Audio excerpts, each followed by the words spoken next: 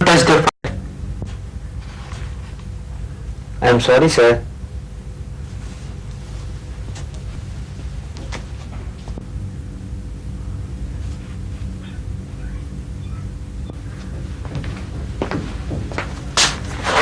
Please give the file back. In this episode, we've seen someone who's in a subordinate position, apparently obeying orders rigidly. Now, that's fairly common occurrence. Where is the defense mechanism here? Professor Tari, you saw two episodes here.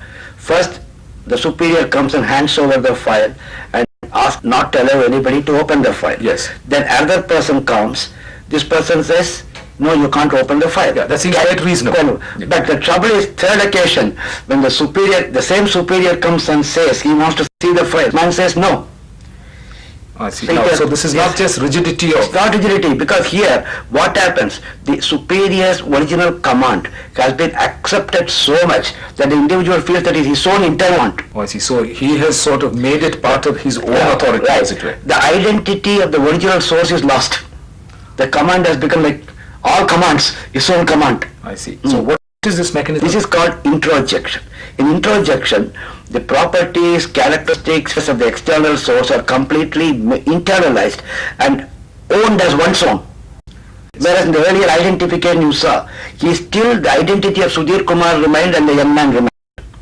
So here the person is not aware of the fact that something from outside, from another person, has become part of his own psyche. Right. Well, identification can be often conscious and deliberate. Introjection is usually unconscious.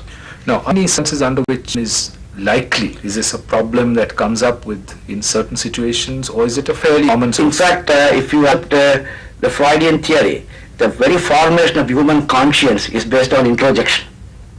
That the values of others, values of society, which are internalized and accepted as one's own in an irrational manner. So it's almost an inevitable part of the process of growth. Right. Right.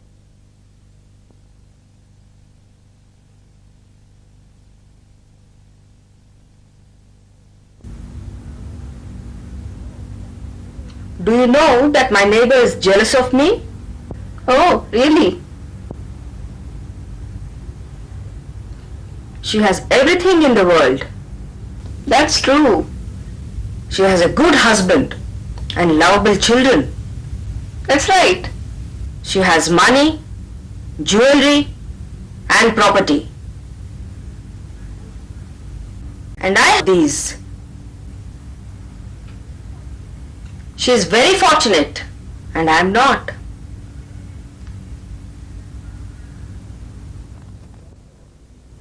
The character we've seen seems to resent the fact that she's less fortunate than one of her neighbors. Now, where is the problem that we are to examine here? Professor Taro, well, if she said just a thing that she is not as fortunate as her neighbor, fine.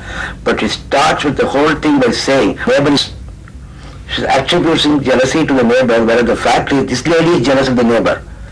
Here you see, this is projection. Here a person attributes one impulses, one's own tendencies, usually unpleasant, to an external object. So she's trying to hide the fact she's jealous by suggesting that her neighbor is jealous of her. Right. And you see this almost the opposite of introjection. In introjection, you take over the attributes, commands of another person.